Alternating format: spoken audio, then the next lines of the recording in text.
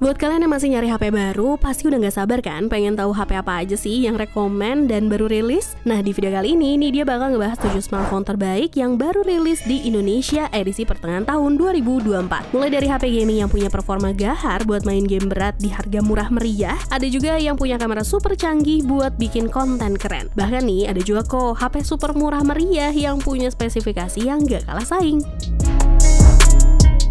Buat kamu yang doyan gaming, Tecno Pova 6 Pro 5G adalah pilihan terbaru dan terbaik yang bisa kamu pilih di pertengahan tahun ini. Smartphone yang rilis pada 6 Agustus kemarin ini menawarkan sejumlah peningkatan yang menarik dibandingkan pendahulunya. Dengan desain yang lebih garang dan dukungan 5G, smartphone ini memberikan pengalaman pengguna yang lebih memuaskan. Layar AMOLED 120Hz yang cerah dan responsif dipadukan dengan chipset MediaTek Dimensity 6080 yang bertenaga, membuat perangkat ini sangat cocok untuk kebutuhan gaming dan multitasking kelas berat. Baterai berkapasitas besar 6000 mAh dengan pengisian cepat 70 watt juga mampu memastikan daya tahan yang lama. Fitur tambahan seperti Dynamic Light dan kamera utama 108 megapiksel pun semakin menambah nilai jual smartphone ini. Meskipun tetap ada beberapa catatan ya, yaitu soal konsistensi kamera di kondisi low light dan strategi harga yang mungkin perlu dipertimbangkan. Tapi ini secara keseluruhan harus tetap diakui, Tecno Pova 6 Pro 5G merupakan pilihan yang solid untuk kamu yang lagi mencari smartphone gaming dengan harga terjangkau dan memiliki fitur-fitur yang lengkap.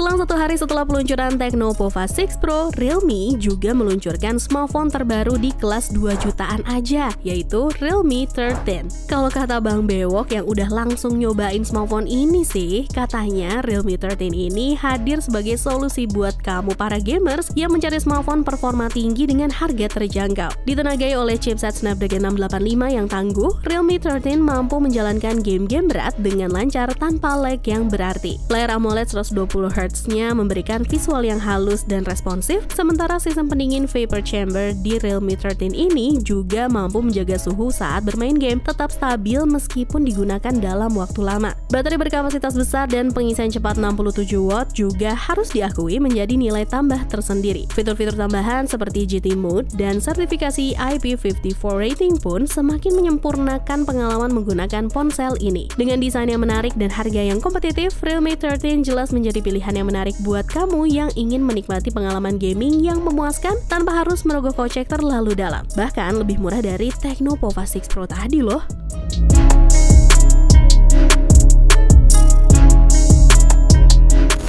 Kalau nyari smartphone kelas menengah dengan performa kamera jempolan, ada juga nih baru rilis, yaitu Oppo Reno 12 series. Dilansir dari GSM Arena, baik Oppo Reno 12 5G dan Reno 12 Pro, keduanya menawarkan desain yang elegan dan performa yang seimbang. Namun, terdapat beberapa perbedaan kunci yang membedakan keduanya. Oppo Reno 12 Pro unggul dengan sistem kamera telefoto 2 kali yang memberikan kemampuan zoom optik yang lebih baik, serta kamera depan 50 megapiksel yang bisa menghasilkan swafoto yang lebih detail. Selain itu, layar Reno 12 Pro juga sudah menggunakan perlindungan Gorilla Glass Victus 2 yang lebih tahan lama. Di sisi lain, Oppo Reno 12 5G menawarkan pilihan yang lebih terjangkau dengan fitur yang tidak kalah menarik. Meskipun keduanya memiliki spesifikasi yang serupa, perbedaan utama terletak pada kemampuan fotografi dan daya tahan layarnya. Pilihan antara Oppo Reno 12 5G dan Reno 12 Pro sangat bergantung pada prioritas masing-masing. Apakah lebih mengutamakan fitur fotografi yang lebih canggih atau harga yang lebih terjangkau? Tentunya tetap sesuaikan dengan budget dan kebutuhan kamu ya.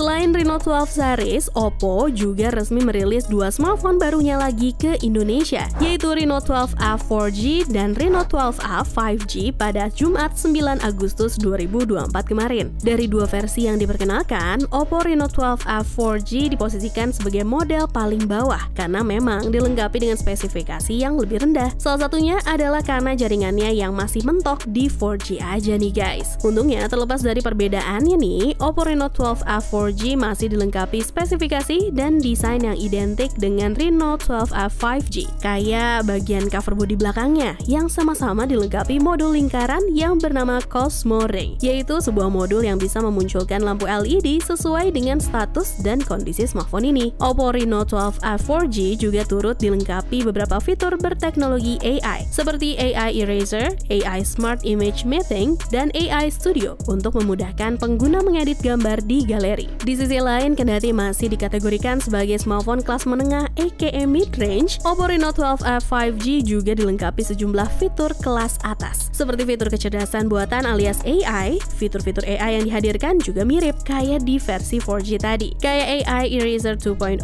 AI Clear Face, AI Studio, AI Smart Mapping 2.0, AI Writer, AI Speak, AI Summary, dan AI Recording Summary. Tak hanya itu, Oppo Reno 12F 5G juga datang dengan desain yang cukup menarik di bagian punggungnya.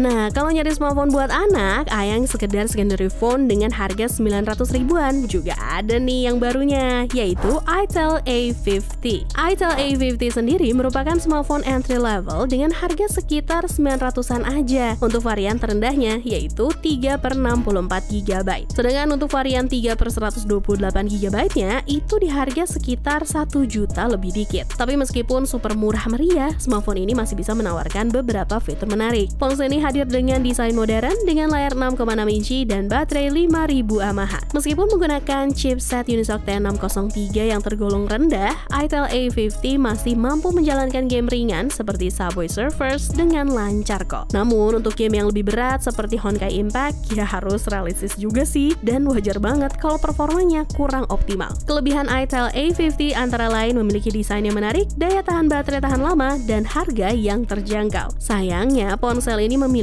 beberapa kekurangan seperti performa yang terbatas, layar dengan refresh rate rendah, dan kamera yang hasilnya biasa aja. Secara keseluruhan, Itel A50 ini bisa nih dia bilang cocok buat kamu yang cuma memiliki budget terbatas dan hanya membutuhkan smartphone untuk penggunaan sehari-hari yang ringan. Tapi kalau kamu tipikal yang sering main game dan membutuhkan performa tinggi, ya sebaiknya pertimbangin opsi yang lain aja sih.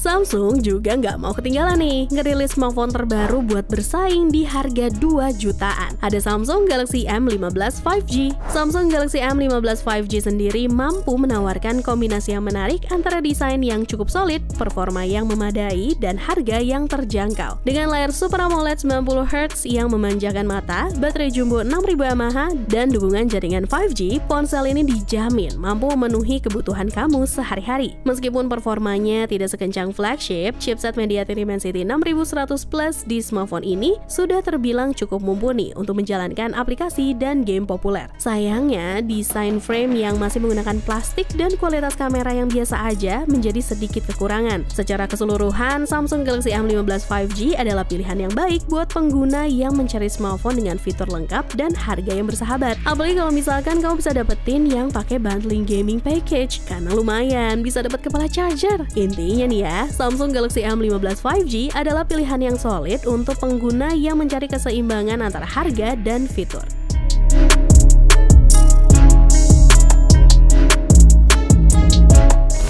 Sebelum kita masuk ke produk terakhir, seperti biasa nih dia mau ingetin ke kalian bahwa kedepannya kita akan terus membahas tentang beragam produk terbaik dan menarik hanya di channel YouTube Pricebook dan juga playlist daftar produk terbaik. Jadi jangan lupa like, subscribe, dan aktifin loncengnya ya, biar gak ketinggalan informasi menarik lainnya. Terus nih, buat kamu yang gak mau ketinggalan berita tentang perkembangan dunia telco, bisnis, fintech, hingga IoT di Indonesia, kamu bisa main-main nih ke Prime by Pricebook. Biar gampang, nanti linknya nih dia taruh di kolom deskripsi deh.